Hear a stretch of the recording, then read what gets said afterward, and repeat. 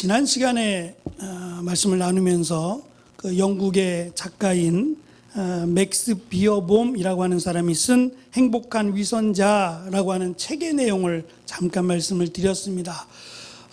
그가 한 행실이나 그의 모습이나 그것을 지워버리고자 그가 택한 방법은 가면을 쓰는 거였습니다. 그럴듯한 가면, 누구도 알아보지 못할 만큼의 가면을 쓰고 사랑하는 여인과 결혼해서 살다가 어느 정도 시간이 흘러서 그것을 시기하고 질투했던 이가 그것을 고발해버렸어요. 저 사람은 가면을 쓰고 있다라고 하며 고발을 했고, 아내가 그것을 통해서 화를 낼 만하죠.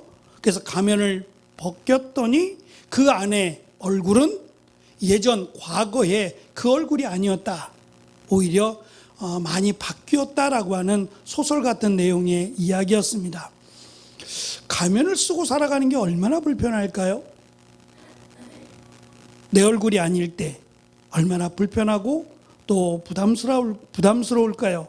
하지만 만약 이것이 내 이 가면을 쓴 얼굴처럼만 된다고 생각한다면 불편하지 않을 거예요. 요즘은 수술이라고 하는 것이 있어서 과거에 아마 쓴 이야기니까 이렇게 표현이 됐겠지만, 어쨌든 가면 안에 감추어진 얼굴이 변화되었다라고 하는 것은 막연한 소설 같은 이야기만은 아니다라는 겁니다. 이 말씀을 드린 이유는 우리가 하나님의 자녀가 되었고, 자녀라면 당연히 닮아가죠. 부모를 닮게 돼 있어요. 같이 살아가니까. 은연중에 뒷모습이 닮았다라고 할 만큼 닮을 수밖에 없어요. 그런데 우리가 예수님을 믿음으로 하나님의 자녀가 됐습니다. 10년, 20년, 30년, 40년을 살았으면 닮아도 많이 닮아야 되는데 왜 우리는 하나님을 닮지 않을까? 라고 하는 것에 문제를 제기한 거예요. 그래서 어떻게 하면 닮을 수 있느냐? 또 이 닮음을 위해서 어떠한 노력을 해야 되느냐에 대해서 우리는 계속 말씀을 나누고 있습니다. 그래서 어쩌면 서툴 수밖에 없어요. 불편할 수밖에 없고요. 그러나 시간이 지나면 익숙해질 것이고, 시간이 지나면 막연하게 따라하기가 아니라 정말 하나님을 닮아가는, 또 예수님을 따라가는 귀한 은혜가 우리 가운데 있다라고 하는 것을 사도 바울이 스스로 우리에게 가르쳐주고 있어요. 자기가 그랬듯이 말입니다. 그래서 우리에게, 믿음의 공동체인 교회에게 어떻게 하나님을 닮을 것이냐에 대해서 계속해서 강조하고 있습니다.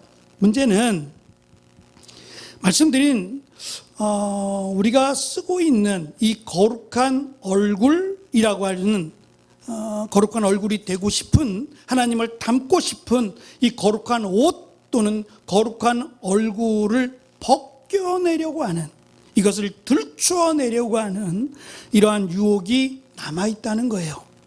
우리가 이 땅을 살아가면서 지금 당장 예수님이 오시는 것이 아니라면 우리가 더 세상을 살아가고 또 해야 될 텐데, 이 세상의 변화 가운데 우리의 거룩한 옷을 벗기려고 하는, 또는 거룩한 가면을 벗기려고 하는 사탄의 세력이 있다라고 하는 것을 지금 사도 바울은 오늘 말씀 가운데 우리에게 경고하고 권면해 줍니다.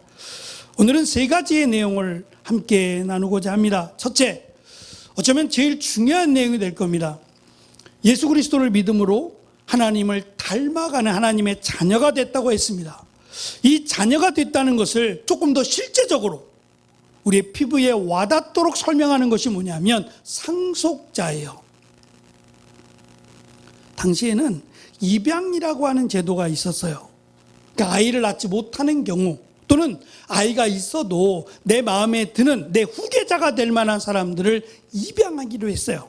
그래서 심지어는 노예였던 사람, 다양한 신분의 사람들 중에 마음에 드는 사람을 내 아들로 삼았어요. 입양을 했단 말입니다. 그러면 불과 하루 전까지만 해도, 입양되기 전까지만 해도 노예였어요. 짐승과 같이 부림을 받았고 막 바닥 같은 인생을 살았단 말입니다. 그런데 주인으로부터 내가 너를 아들로 삼겠다라고 말하는 순간 그는 노예가 아니라 주인의 아들이 되어버리는 거예요. 그러면 주인의 아들만 되느냐? 아닙니다. 아들이 되는 자격이 부여가 돼요. 그것이 상속입니다. 아버지가 가진, 입양이긴 해도 아버지가 가진 모든 것이 아들에게로 상속됩니다. 그래서 아버지가 돌아가시고 나면 이 모든 것이 입양된 아들의 몫이 돼요. 이것이 어느 정도인지 우리가 사실 피부로 확 느껴지지 않아서 그러려니 그렇겠구나라고 생각할지 모르겠지만, 바닥 같은 인생, 그래서 내가 신분을 초월할 수만 있으면, 이 노예에서만 벗어날 수 있다면 이라고 꿈을 가지고 살았던 사람들에게는 정말 로또 그 이상의 사건이 생긴 겁니다. 그것을 상속이라고 하는 단어로 설명했어요. 우리는 하나님의 아들이 되고 하나님의 자녀가 되었습니다 라고 설명을 하는데, 이것을 조금 더 구체화시키고 피부에 와닿게 설명하기 위해서 천국의 상속자가 되었다라고 설명합니다. 하나님의 나라, 누구도 침범할 수 없어요. 누구도 침략할 수 없고 더 이상 괴로움과 슬픔과 아픔이 없는 유일한 그 하나님의 나라, 천국을 상속받게 되어 있다는 말이에요. 이것은 우리가 막연하게 천국에 들어갈 거야 라고 하는 말보다 훨씬 더 확실해요. 상속이라고 하는 말은 문서화되는 거예요. 그렇지 않겠어요? 너는 나의 상속자야, 후계자야, 이렇게 말하고 끝나지 않아요. 상속이라고 하는 말은 법적인 그런 절차를 밟는 말이에요. 그렇다면 너는 하나님의 나라에 들어갈 거야 라고 하는 말도 위로가 되지만, 하나님의 나라를 상속받을 거야 라고 하는 말은 확실한 말이에요. 누구도 딴지 걸을 수 없어요. 상속이라고 하는 절차를 밟고 나면 누구도 그 사람을 무시하거나 함부로 대할 수 없어요. 그 전까지는 혹시 아닐 수도 있겠는데, 주인이 택해서 입양이라고 했지만 하다 보면 그냥 버려질 수도 있지 않을까? 라고도 생각할 수 있을지 모르겠어요. 그러나 상속이라는 절차가 끝나고 나면 더 이상 그는 노예가 아닙니다. 주인과 똑같은 위치에 서 있는 주인의 아들이 되죠.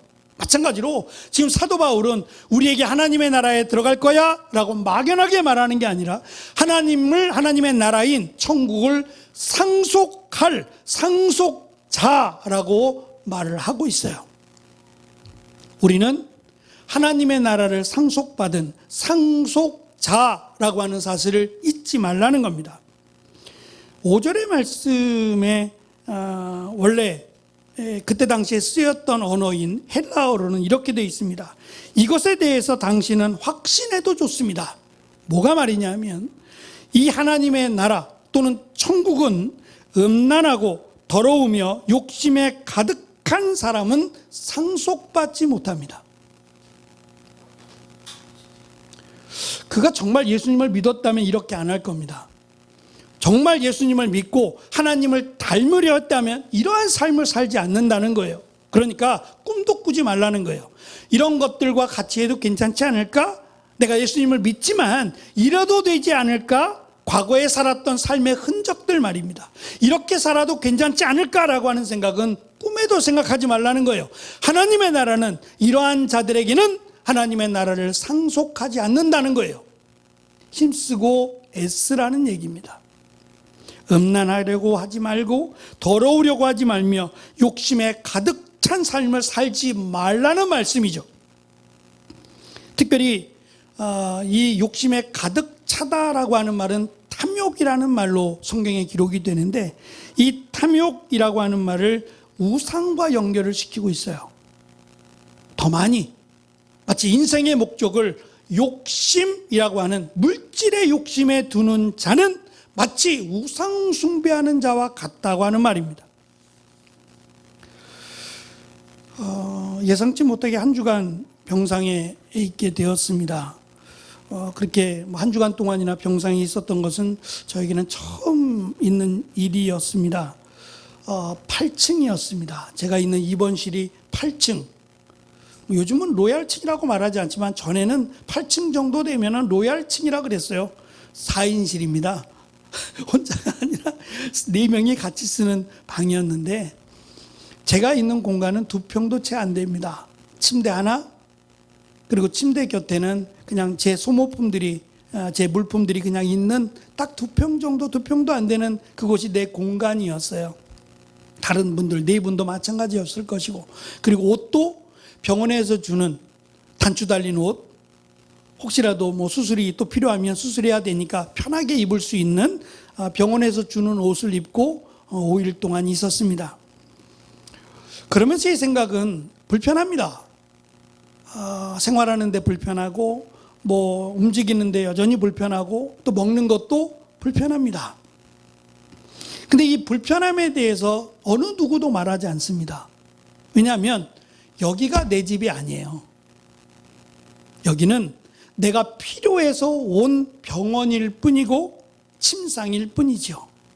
곧 퇴원할 거니까요. 그러니까 이곳에서의 생활이 불편한데 불편하다라고 화를 내거나 짜증내지 않는다는 거예요. 퇴원할 거니까요. 마찬가지로 내가 입는 옷이 불편하고 내가 먹는 음식이 소박하고 또 내가 있는 그곳이 불편해요. 그러나 우리는 여기 영원히 살지 않아요. 우리가 갈 곳은 그 천국 하나님의 나라에 갈 거니까요. 그래서 여기가 조금 불편하고 때로는 몸도 불편하고 여러 가지로 힘든 부분들이 있어요.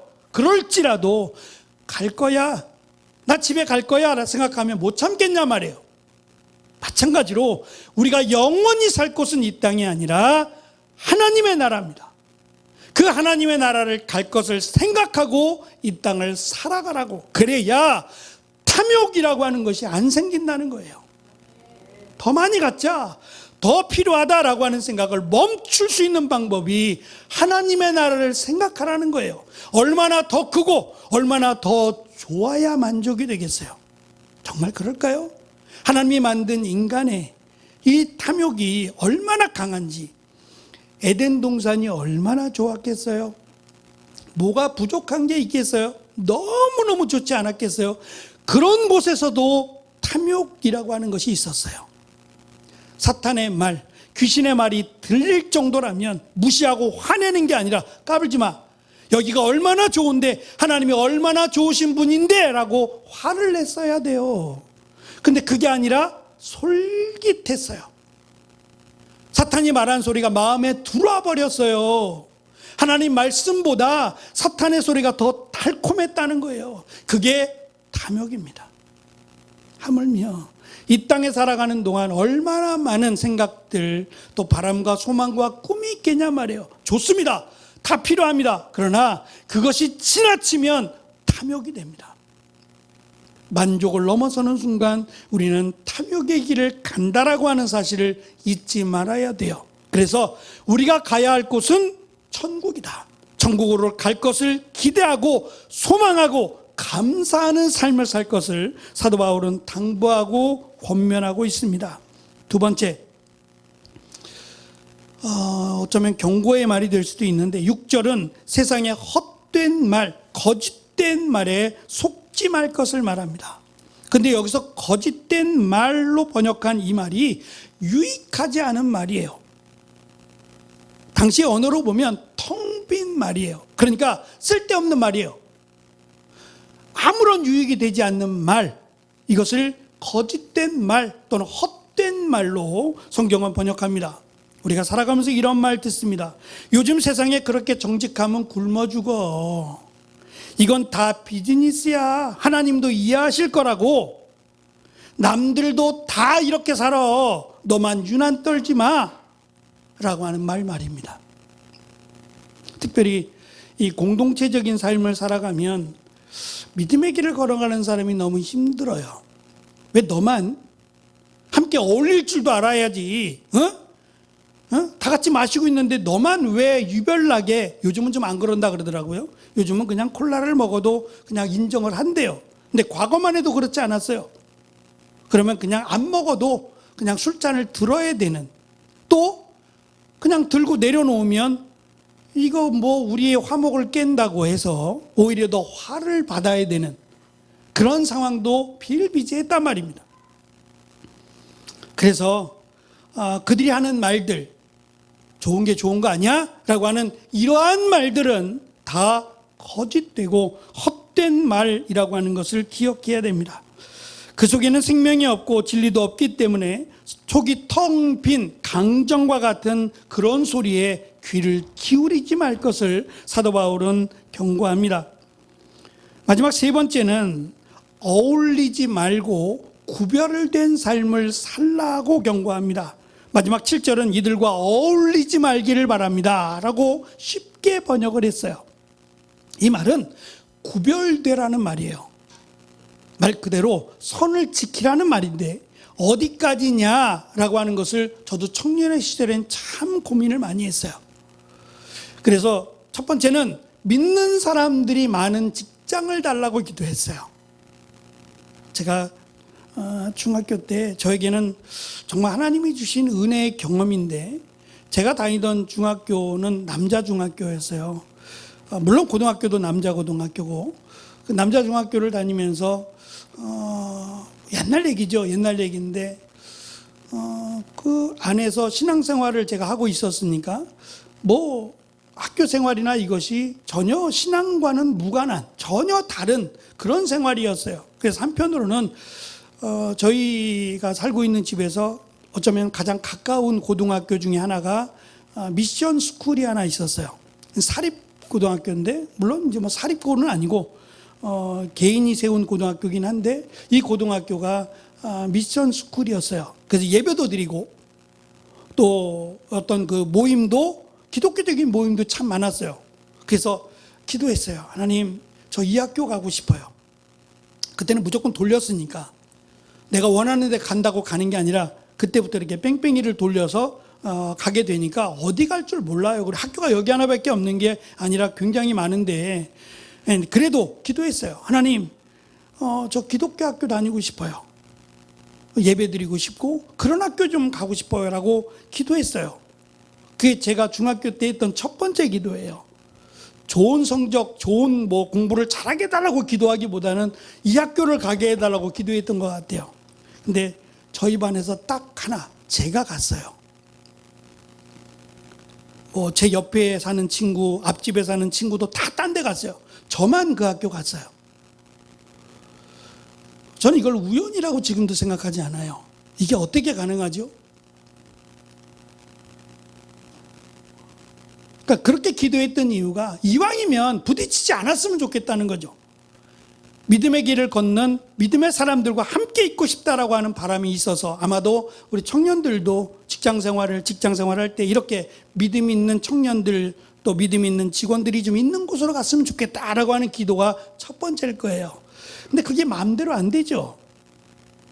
되면 더 좋겠지만 그렇지 않을 때 그럼 어떻게 어울려야 되느냐, 이게 아마 고민거리일 겁니다. 어떻게 해야 되느냐가 고민거리가 될 때에 사도 바울의 말을 한번 들어보시면 조금 더 기준을 세우기가 좋을 것 같아요. 사도 바울은 이렇게 말합니다. 가치관에 동조하고 그들의 삶의 방식을 참여하는 것을 금하라는 거예요. 이게 어울리지 말라라고 하는 의미예요. 다시 말하면 뭐 그들과 식사하지 마라, 그들과 차도 마시지 마라, 이 말을 어울리다라는 말과 혼동하면 안 돼요. 그럼 직장 다니지 못하죠. 직장 그만둬야 돼요. 그 말이 아니에요. 그러니까 어울리지 말라 그러면 그들과 함께 말도 하지 말고 식사도 하지 말고 차도 마시지 말라라고 하는 말까지 생각할 수 있게 될 것 같아요. 그러니까 그런 말이 아닙니다. 그들이 가지고 있는 가치관에 동조하거나 그들의 삶의 방식에 참여하지 말라는 거예요. 동화라고 하는 말은 그들이 욕할 때 같이 욕하고 그들이 탐욕을 부릴 때 같이 줄을 서는 것을 동화라고 말합니다. 사도 바울은 이렇게 말하는 게 아니라 구별된 삶을 말합니다. 그들과 함께 웃고 웃지만 결정적인 순간에 하나님 나라의 방식을 선택하라는 거예요. 그들의 가치관과 다른, 세상의 가치관과 다른 하나님 나라에 대한 가치관을 버리지 말라는 거예요. 그것은 놓지 말라라고 말을 하고 있는 겁니다. 제가 청년회 때 이 말씀을 들었으면 조금 더 힘이 됐을 것 같아요. 그러라는 말씀이구나. 어울리라는 말이 그들과 대화도 하지 말고 전화도 하지 말고 그런 의미가 아니구나. 좋은 친구들 많거든요. 좋은 친구들 많아요. 사귀면서 그들이 나와 같은 가치관을 가지고 나와 같은 신앙을 가질 수 있도록 기도하고, 또 그들에게 틈이 나면 그들에게 말씀도 전하고, 이렇게 해서 그들을 그리스도인으로 하게 하는 것도 우리의 책임이니까, 신앙이 다르다고 해서, 그들의 가치관이 다르다고 해서 무시할 것이 아니라 동조하지 말라는 거예요. 그들과 똑같은 생각으로 함께하지 말 것을 말씀하지, 그들과 어울리지 말라라고 하는 말씀은 아니다라고 하는 것을 기억했으면 좋겠습니다. 그래서 오늘 우리에게 주신 말씀, 하나는 권면의 말씀이 될 것이고 하나는 경고의 말씀이 될 겁니다. 먼저는 천국 상속자라고 하는 것을 잊지 말라라고 하는 말씀입니다. 두 번째는 세상의 헛된 말, 거짓된 말에 속지 말라는 것이고, 마지막 세 번째는 어울리지 말고 구별되라 라고 하는 말씀입니다. 말씀을 정리하겠습니다. 우리는 세상이라고 하는 거친 파도 속에 떠 있는 배로 비유합니다. 세상이라는 파도 속에 떠 있는 배로 우리를 표현합니다. 배가 물 위에 떠 있는 것은 지극히 당연하고 안전합니다. 그러나 배 안으로 물이 들어오기 시작하면 그 배는 침몰할 수 있습니다. 문제는 이 물이 큰 파도가 되어서 들어오는 물이 아니라 서서히 들어와서 배를 잠기게 할 위험성을 강조하고 있어요. 그 위험성이 바로 우리가 믿는 신앙의 정체성을 흔드는 겁니다. 우리가 누군지, 우리가 하나님의 자녀, 또 하나님의 나라를 상속받을 자라고 하는 것을 흔드는 것을 말합니다. 그리고 우리가 쓰고 있는, 이걸 가면이라고 표현하면 조금 아쉬운 면이 있어요. 거룩한 옷을 입었어요. 근데 이 거룩한 옷들을 자꾸 더럽히려고 하는 것들이 있다는 겁니다. 특별히 말이나 우리가 들려오는 소리, 또 생각 가운데 말입니다. 그럴 때마다 단호하게 난 하나님의 자녀야 라고 하는 다짐을 가져보라는 말입니다. 우리의 힘으로는 쉽지 않아요. 그래서 사순절 묵상이라고 하는 책을 하나씩 나눠드린 것은 물론 혼자 스스로도 아침에 기도하고 말씀 읽고 그렇게 하시는 분들 많습니다.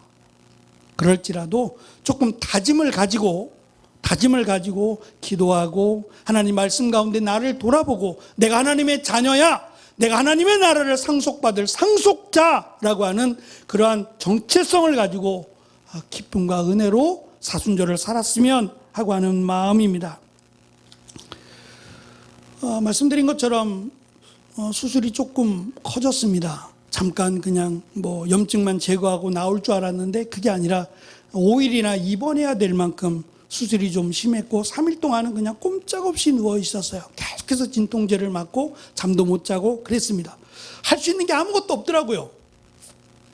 노트북도 가져갔는데 노트북은커녕 다리가 아파서 어쩔 줄 몰라서 있었으니, 근데 그때 제 마음 한켠으로 좀 뭔가 좀 했으면 좋겠는데 라고 하는 마음이 들었어요. 저보다 더 아픈 분도 있고 저는 잠깐 아픈 분도 있는데 누워보니까 그들의 마음을 조금이라도 이해하겠더라고요. 또 힘들게 살아가는 우리 성도들이 또 생각이 나기도 했고요. 그래서 이래저래 그 마음을 담아서 가사를 한번 써봤어요. 그리고서 요즘 AI가 좋으니까 AI한테 야, 이러한 가사로 곡 한번 만들어봐 라고 했더니 또 멋지게 곡을 만들어줬어요. 그래서 제가 아침에 은혜 나눔으로 몇 곡을 지금 보내드렸어요. 첫 번째 보내드린 곡이 모든 것이 은혜였습니다 라고 하는 침상에 이렇게 걸터 앉아있는 사진이 들어있는 곡이었어요. 그 내용은 그렇습니다. 걷는 것도 말하고 밥 먹는 것도 은혜였습니다 라고 하는 그런 내용의 가사였습니다. 말씀을 준비하면서 우리는 거룩한 천국 상속자다. 이미 서류가 마련되어 있어요. 의심하지 마세요. 이미 상속자라고 되어 있으면 법적인 절차가 끝났어요. 내가 천국 들어갈 수 있을까? 그건 내 걱정이에요. 쓸데없는 걱정이에요. 상속자라고 이미 도장이 찍혔으면 의심할 것도 걱정할 것도 없어요. 그리고 이것을 누가 보증을 썼느냐? 성령님께서 보증을 쓰셨다라고 성경은 기록하고 있어요. 더 이상 내가 예수 그리스도를 믿는다면 의심할 것도 없고 걱정할 것도 없어요. 내가 비록 부족하지만 하나님께 이만큼 해드린 것도 없다 할지라도 은혜로 가는 겁니다. 은혜로 가는 겁니다. 천국의 상속자라고 하는 도장이 찍혔으니 더 이상 의심하지 말고 상속자답게 어깨 펴고 살아가는 은혜가 있었으면 좋겠다 라고 하는 이 말씀을 정리해서 곡을 하나 만들어 봤어요. 야, 오늘 전할 말씀이 이건데 이걸로 곡 하나 만들어 볼래? 라고 했더니 뚝딱하고 또 곡을 하나 만들어 줬어요. 그래서 여러분에게 한번 들려드리려고 해요. 들어주세요. 가사를 한번 봐주시기 바랍니다.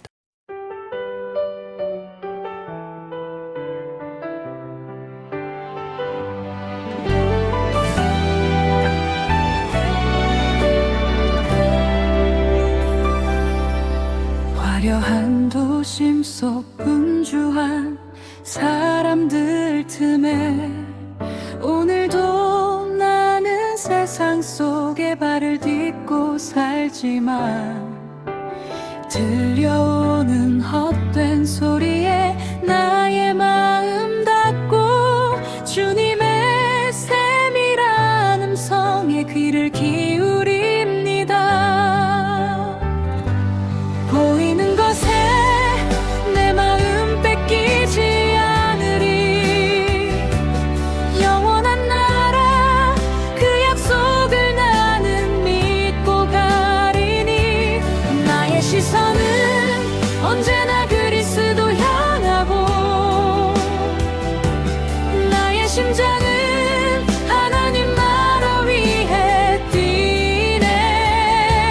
세상에 번지는 거룩한 천국의 향기 되어 상속자 그 이름으로 오늘을 승리하리.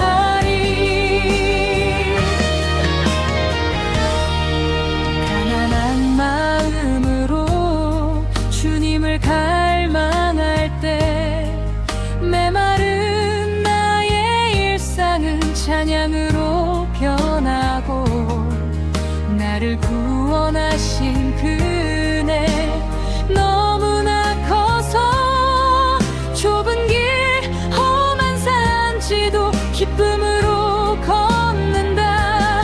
잼치듯 머물 이 땅의 소망보다 영원히 거할 저 높은 곳을 바라봅니다. 그리스도의 향기로 하나님의 나라로 나는 오늘도 천국 상속자로 삽니다.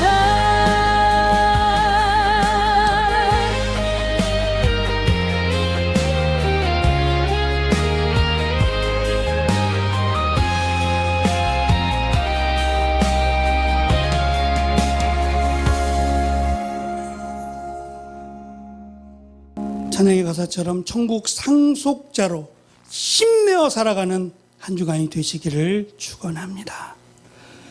기도하겠습니다.